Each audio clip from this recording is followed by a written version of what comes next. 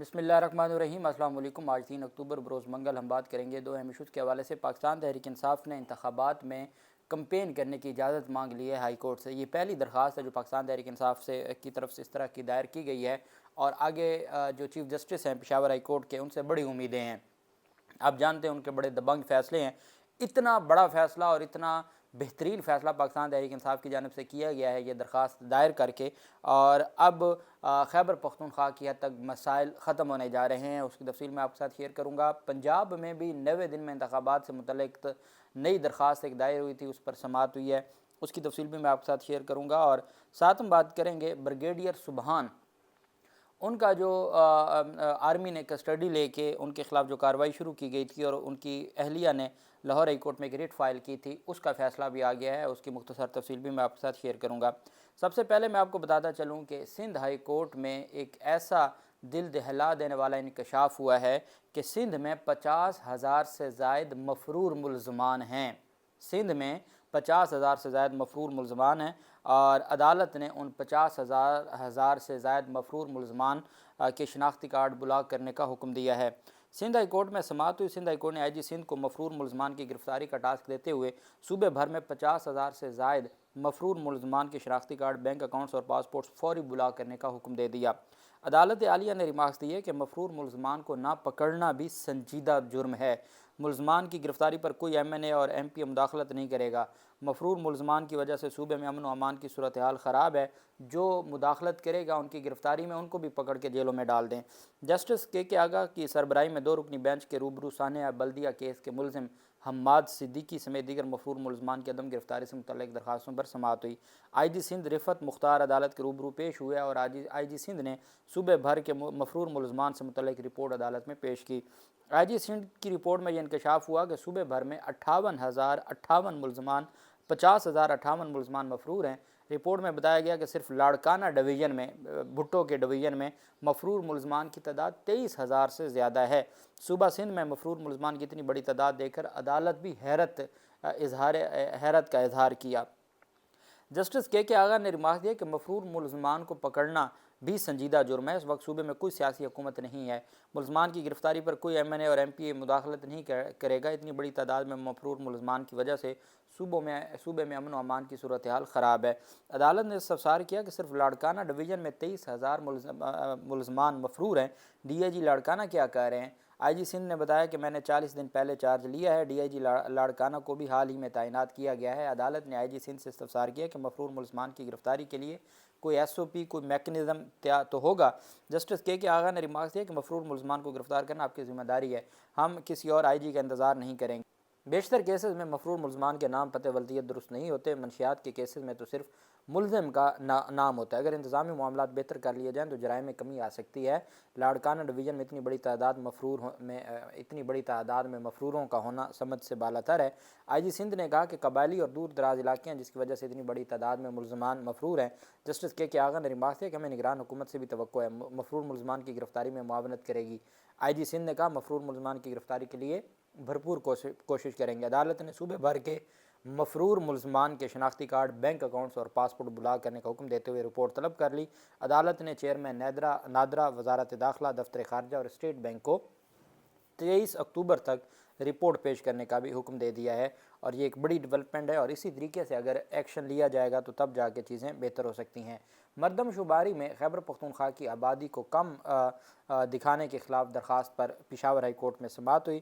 عدالت میں جو وکیل درخواست گزار کا موقف تھا کہ خیبر پختونخوا کی آبادی کو ڈیجیٹل مردم شماری میں کم گنا گیا ہے۔ مردم شماری میں آبادی کو کم ظاہر کرنے سے صوبے کو مختلف مسائل کا سامنا کرنا پڑے گا، اور ترقیاتی فنڈز سمیت دیگر سہولیات میں بھی کمی آئے گی۔ نگران وزیر اعلیٰ کی مشترکہ مفاداتی کونسل کے اجلاس میں شرکت بھی غیر آئینی ہے۔ درخواست گزار کے وکیل نے استدعا کی کہ انتخابات پرانی حلقہ بندیوں پر کرایا جائیں، اور جن اضلاع میں سالانہ گروتھ 2.55 سے کم ظاہر کی گئی ہے وہاں دوبارہ مردم شماری کرائی جائے۔ عدالت نے فریقین کو نوٹس جاری کرتے ہوئے آئندہ سماعت پر جواب طلب کر لیا ہے، جبکہ اسی نوعیت کی ایک درخواست لاہور ہائی کورٹ میں دائر کی گئی ہے، اور لاہور ہائی کورٹ میں ایک درخواست تو پہلے تھی جس کے اوپر یہ کہا گیا تھا کہ صدر پاکستان کو کہا جائے کہ وہ انتخابات کی تاریخ دیں۔ جسٹس شیخ عبدالعزیز صاحب کی عدالت میں اس درخواست پر پہلے سے تھی۔ اب اظہر صدیق ایڈوکیٹ صاحب کے جو جوڈیشل ایکٹیویزم پینل ہے اس کی جانب سے درخواست دائر کی گئی ہے منیر احمد کی جانب سے۔ اس میں کہا گیا ہے کہ الیکشن کمیشن کو کہا جائے کہ 90 دن میں اپنے انتخابات کروائے جائیں اور 90 دن میں انتخابات کا وقت دیا جائے۔ جو پہلی درخواست تھی اس میں یہ موقف اپنایا گیا تھا اور اس میں یہ کہا گیا تھا، عدالت نے یہ استفسار کیا تھا کہ صدر پاکستان نے کوئی تاریخ دی ہے تو صدر کو تو تاریخ دینی چاہیے تھی، یہ عدالت کے ریمارکس تھے۔ بہرحال صدر نے تو 6 نومبر کی تاریخ دے دی، بھلے وہ مجوزہ تھی لیکن صدر پاکستان نے اپنی ذمہ داری نبھا دی۔ اب آگے الیکشن کمیشن نے جب غیر آئینی کام کیا تو میں نے آپ کو کہا کہ ہماری ہائی کورٹس کا جو کردار ہے وہ انتہائی افسوسناک ہے۔ ہائی کورٹس صوبے کے آئینی حقوق کی محافظ ہوتی ہیں لیکن بدقسمتی سے کوئی کردار ادا نہیں کیا۔ جو سابق chief justice Peshawar high court کی پشاور ہائی کورٹ تھی انہوں نے بھی کوئی کردار ادا نہیں کیا تھا اور اب بھی کوئی کردار ادا نہیں کیا جا رہا۔ اب جو درخواست دائر کی گئی ہے، درخواست میں موقف اپنایا گیا ہے کہ آئین کے مطابق 90 دن میں الیکشن کروانا آئینی پابندی ہے الیکشن کمیشن کی اور ذمہ داری ہے، آئینی ذمہ داری ہے الیکشن کمیشن کی۔ اور درخواست میں کہا گیا کہ الیکشن کمیشن ابھی تک 90 دن میں الیکشن کروانے کے لیے کوئی اقدام نہیں کیا، جبکہ اسمبلیاں تحلیل ہونے کے بعد اب 90 دن میں الیکشن کروانے کے لیے وقت بھی بہت کم رہ گیا، اب تو 56 دن تو ہو چکے ہیں۔ درخواست میں استدعا کی گئی کہ 90 دن میں الیکشن کروانے کے احکامات دیے جائیں اور درخواست میں یہ بھی کہا گیا کہ صدر پاکستان کو الیکشن کی تاریخ کا اعلان کرنے کا کہا جائے۔ نہ ہماری دن گزرتے جا رہے ہیں، نہ سپریم کورٹ آف پاکستان اس معاملے کے اوپر کچھ کرنے کو تیار ہے اور ان درخواستوں پر کوئی کارروائی کرنے کو تیار ہے، اور نہ ہی ہماری ہائی کورٹس۔ اب اندازہ لگائیں، جس انتخابات میں 90 دن میں ہونے تھے، 9 نومبر آخری دن ہے اور 90 دن کا جو آئینی مدت ہے، اور یہ کل سماعت ہوئی ہے اور عدالت نے 17 اکتوبر کے لیے نوٹس جاری کیا ہے۔ جب یہ آپ کی آئینی معاملات میں اس طرح کا جو کنڈکٹ ہو ہمارے عدالتی نظام کا، تو پھر آپ اندازہ لگائیں۔ اور جو پہلی درخواست تھی اس پر الیکشن کمیشن کا جواب آ گیا تھا، اس کے اوپر بھی الیکشن کمیشن کا جواب، یہ تو روزانہ کی بنیاد پر سماعت کر کے 3 دن میں ان کو ڈیسائیڈ کرنا چاہیے تھا، لیکن بدقسمتی ہے کہ چونکہ پوری ریاست اور یہ تمام ادارے اس بات پہ کہیں نہ کہیں ذہن بنا چکے ہیں کہ جی ٹھیک ہے الیکشن بعد میں دیکھیں گے۔ جبکہ لاہور ہائی کورٹ میں بریگیڈیئر اختر سبحان جن کو گرفتار کیا گیا تھا، آرمی کسٹڈی میں لیا گیا تھا، ان کی وائف کی جو درخواست تھی، لاہور ہائی کورٹ نے اس درخواست کو خارج کر دیا ہے۔ Lahore high court Rawalpindi bench میں بریگیڈیئر اختر سبحان کی گرفتاری کے خلاف ان کی اہلیہ عمیرہ سلیم کی درخواست پر سماعت ہوئی۔ عدالت نے بریگیڈیئر کی گرفتاری کے خلاف پٹیشن خارج کر دی۔ عدالت نے کہا کہ عسکری آفیسر کو باقاعدہ چارج شیٹ کے ساتھ گرفتار کیا گیا ہے۔ فوج کی طرف سے باضابطہ گرفتاری کی سٹیٹمنٹ اور بیان آنے کے بعد یہ پٹیشن قابل سماعت نہیں ہے، چونکہ آرمی ایکٹ کے تحت جب آرمی اپنے آرمی آفیشلز کے خلاف کارروائی کرتی ہے تو وہ 199 کے تحت، آرٹیکل 199 کے تحت ہائی کورٹ کی جورسڈکشن میں نہیں آتی۔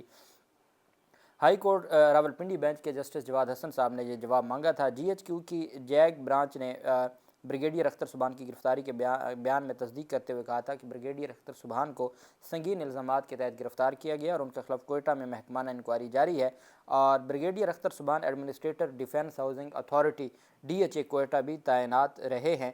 اور ہائی کورٹ نے چونکہ رپورٹ آ گئی تھی، پہلے تو پتہ نہیں تھا کہ وہ کہاں پہ ہیں، ہائی کورٹ میں ریٹ فائل کرنے سے رپورٹ آ گئی، ان کے اوپر الزامات کی تفصیلات آ گئیں، سارا کچھ آنے کے بعد پھر عدالت نے کہا کہ چونکہ اب آپ، اور ملاقات کا بھی عدالت نے کہ ان کی وائف سے ملاقات بھی کروائی جائے، وہ بھی سارا کچھ ہو گیا، اور پھر عدالت نے کہا کہ چونکہ یہ اب ملٹری کورٹس کا معاملہ ہے تو یہ وہی دیکھیں گے، اور عدالت نے درخواست خارج کر دی۔ جبکہ علی امین گنڈا پور کی جانب سے پشاور ہائی کورٹ میں ایک شاندار اپلیکیشن فائل کی گئی ہے، یہ ریٹ پٹیشن فائل کی گئی ہے۔ اس میں نگران خیبر پختونخوا حکومت کو فریق بنایا گیا ہے، IG کو بنایا گیا ہے، اور جو سیکرٹری داخلہ ہیں خیبر پختونخوا کے ان کو فریق بنایا گیا ہے۔ یہ ریٹ فائل کی گئی ہے پاکستان تحریک انصاف کی جانب سے کہ انتخابات کے لیے الیکشن کمیشن نے شیڈول جاری کر دیا ہے۔ الیکشن کمیشن کہہ رہا ہے کہ جنوری کے آخری ہفتے میں انتخابات ہوں گے، آئین کہتا ہے کہ انتخابات 9 نومبر سے پہلے ہوں، جو بھی ہو انتخابات کا وقت آ گیا ہے، اب ہمیں پرامن طریقے سے انتخابات کی کمپین کرنے کا حق حاصل ہے۔